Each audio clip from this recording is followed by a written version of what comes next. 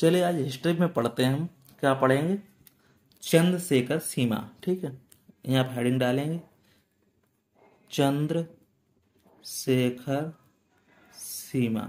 ठीक, इसके बारे में पढ़ेंगे। चंद्रशेखर सीमा होती क्या है, ठीक है, पढ़ना क्या है वो भी समझ लेते हैं। देखो, चंद्रशेखर सीमा का मतलब होता है कि जब हमारा सुपरनोवा और हमारा क्या होता है, सुपरनोवा और हमारा नोवा, ये दोनों को विस्फोट के बाद जो अवशेष बचते हैं उसी के द्रव्यमान को हम क्या क्या करते हैं, उसी की सीमा को हम निश्चित करते हैं। तो वो हमारी क्या हो जाती है, चंद्रशेखर सीमा हो जाती है। ठीक है, अब चंद्रशेखर सीमा को क्या हुआ कि किसने दिया है, चंद्रशेखर सीमा का नाम है वो किसने दिया है, तो देख लेते हैं। तो लिखिए यहाँ पे क्या लिखेंगे, जो देने वाले थे उनका वैज्ञानिक का नाम था सुब्रमण्यम। क्या लिखेंगे, सुब्रमण्यम। ठीक है, सुब्रमण्यम चंद्रशेखर। ठीक है, ये वैज्ञानिक का नाम था। इन्हीं के नाम के आधार पर ये चंद्रशेखर सीमा पड़ी। तो क्या हुआ था, तो इन्होंने कब की थी, ये उन्होंने की थी 1930 में इस सीमा को निर्धारण किया था। ठीक है, करके भारतीय वैज्ञानिक हैं। तो इन्होंने क्या किया, इसको नाम दिया सुब्रमण्यम सीमा। कब किया था, अब देखो इसके बारे में थोड़ा समझ लेते हैं। क्या होता है कि जब हमारा क्या होता है, जब तारे हमारे क्या होते हैं, श्वेत बन जाते हैं, मतलब कैसे सफेद बामन बनते हैं, तब उसके ऊपर क्या होता है, अवशेष वाले जो तारे होते हैं, मतलब जो बचे हुए तारे होते हैं, उसमें क्या होता है, न्यूट्रॉन स्टार होता है और कृष्ण विवर होता है। ठीक है, तो रूप में परिवर्तित हो जाते हैं। ठीक है, तो इसमें क्या होता है, इसके द्रव्यमान जो होता है, इनका जो द्रव्यमान होता है वो कितना होता है, देखो इसका जो द्रव्यमान होता है वो होता है, चंद्रशेखर सीमा का द्रव्यमान कितना होता है, 1.44 सौर्यक होता है। इसका जो द्रव्यमान होता है वो कितना होता है, सौर्यक। कितना होता है, 1.44। इसको हम अंग्रेजी में बोल देते हैं स्टार, मतलब सन ऑफ मास। इसको क्या बोलते हैं, एमएस भी बोल देते हैं इसको, मास ऑफ सन, सूर्य का द्रव्यमान। ठीक है, तो इसको क्या कह रहे हैं, इसी को हम क्या कहते हैं, चंद्रशेखर सीमा या सुपरनोवा। क्योंकि विस्फोट के बाद जो बचे हुए अवशेष तारे को द्रव्यमान से सुनिश्चित कर लेते हैं, इसी को सीमा। क्योंकि इन्होंने वैज्ञानिक थे, इन्होंने एक सीमा दे दी कि भैया ये चंद्रशेखर सीमा है, ये भी एक सीमा होती है। पहले हम लोग खाली क्या जानते थे कि क्या जानते थे कि लाल दाना बनता है, फिर बामन बनते हैं, फिर उसके बाद वो सीधे ब्लैक होल में चले जाते, फिर वो नहीं आते। तो उन्होंने कहा था एक सीमा के अंदर रहेंगे तो ये चीजें बन जाएंगी। ठीक है, चलिए अब चंद्रशेखर सीमा पढ़ ली, उसका द्रव्यमान बता दिया और उसमें बता दिया कि किस साइंटिस्ट ने इसको खोज की थी। वो सुब्रमण्यम चंद्रशेखर थे, इन्होंने 1930 में इसको खोजा था। ठीक है, चलिए अब पढ़ते हैं तारामंडल। तारामंडल क्या है, देखो यहां पर डालें हेडिंग तारामंडल। अगर हमारी बात को अगर सही से सुनेंगे तो हमारी ज्यादा चीजें समझ में आएंगी, क्योंकि इसको नोट्स बनाते रहेंगे तो ज्यादा समझ में आएगी।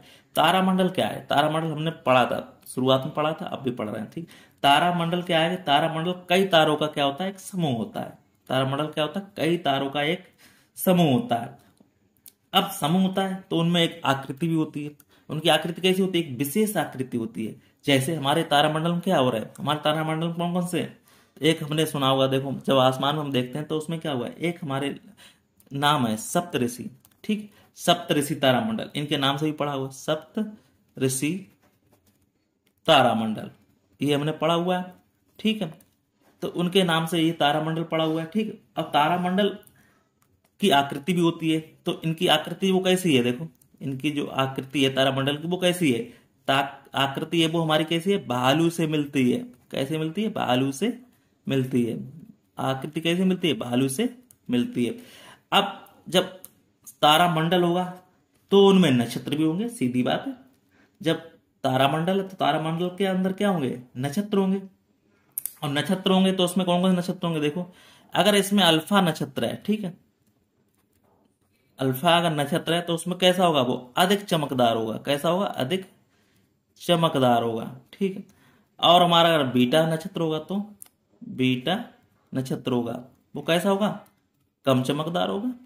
ठीक, चमकदार होगा। और तीसरा कौन सा है, बीटा के बाद गामा, गामा नक्षत्र आ जाएगा। इस तरह से होंगे।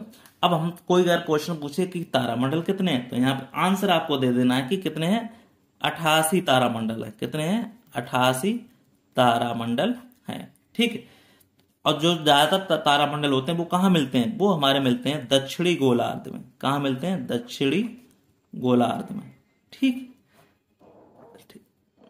ज्यादातर कहाँ मिलते हैं, अधिकांश कहाँ मिलते हैं, अधिकांश हमारे मिलते हैं दक्षिणी गोलार्ध में। इस तरह से हमारा ये क्या होगा, तारामंडल पूरा हो जाता है। चलिए अब इसको हम पढ़ेंगे, क्या पढ़ेंगे, पल्सर। इसको पढ़ेंगे हम, पल्सर को पढ़ेंगे। ठीक है, पल्सर क्या चीज है वो समझ लेते हैं। यहाँ पे हेडिंग डालेंगे पल्सर। पल्सर क्या है, देखो हेडिंग है इसके, ये कहते हैं कि घूमते हुए न्यूट्रॉन तारा को क्या कहते हैं, पल्सर कहते हैं।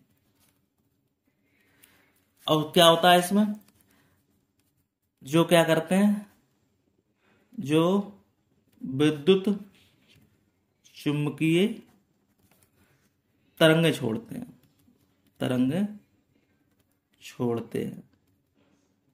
ठीक, इस तरह से पता चल गया। पल्सर क्या है, घूमते हुए न्यूट्रॉन तारा को पल्सर कहते हैं, जो क्या करते हैं, विद्युत चुंबकीय तरंगे छोड़ते हैं। अब हमारा अगर तारामंडल है, ठीक सीधी बात है, तारामंडल है तो तारामंडल में क्या होंगी, राशियां भी होंगी। जैसे आप लोग अब देखते होंगे कि अपने नाम की राशियां हैं, तो वो राशियां भी होंगी। ठीक है, तो राशियां क्या होती हैं वो हम समझ लेते हैं। चलिए नेक्स्ट पेज पे। अब देखो राशियां हैं, देखो तो राशियां हमारे क्या होती हैं, देखो जिनको अंग्रेजी में क्या कहते हैं, ज़ोडिएक साइन। ठीक है, देखो राशियां कब बनती हैं वो बात समझ लेते हैं। राशियां जब बनती हैं कि जब सूर्य की परिक्रमा करते समय क्या होता है, पृथ्वी हमारी क्या होती है, पृथ्वी 12 नक्षत्र से होकर गुजरती है, नक्षत्र से होकर गुजरती है, जिन्हें क्या कहते हैं हम, राशियां कहते हैं, राशियां कहते हैं। ठीक, अब राशियों के नाम होना चाहिए। चलिए राशियों के नाम पढ़ लेते हैं। इधर राशि, अब इधर चिन्ह उनके।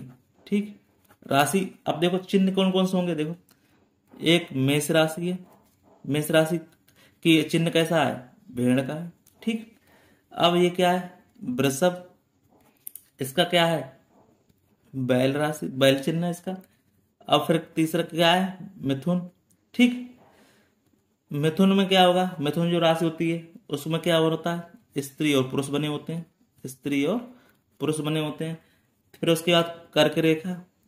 ठीक, कर्क रेखा में क्या होता है, केकड़ा बना होता है। ठीक, अब केकड़ा के बाद क्या है, सिंह राशि, सिंह राशि में क्या होता है, शेर बना होता है। अब जिसकी कन्या राशि है, कन्या राशि में क्या होती है, लड़की बनी होती है। ठीक, अब क्या है, तुला, तुला राशि में क्या होता है, तराजू बनी होती है। और फिर आती है वृश्चिक राशि, वृश्चिक, इसमें क्या बना होता है, बिच्छू बना होता है। और हमारा धनु राशि, धनु में क्या बना होता है, धनुष बना होता है। ठीक, धनु में धनुष बना होता है। मकर में क्या बना होता है, मकर में मगर बना होता है। इसमें क्या बना होता है, मगर, मगर इसको मगरमच्छ बोलते हैं। ठीक, अब फिर आता है कुंभ, कुंभ राशि में क्या बना होता है, घड़ा बना होता है। और मीन में क्या बना होता है, मीन राशि, इसमें मछली बनी होती है। ये हमारे चिन्ह हो गए। इस तरह से 12 राशि होंगे, 1 2 3 4 5 6 7 8 9 10 11 12। ठीक, इस तरह से 12 राशियां होंगी। कोई डाउट हो पूछ लेना, कोई चीज समझ में ना आए वो जरूर पूछ लेना। इस तरह से हमारा आज का टॉपिक ये यहीं समाप्त होता है। फिर नेक्स्ट टॉपिक मिलेंगे, तब तक के लिए धन्यवाद। ठीक है।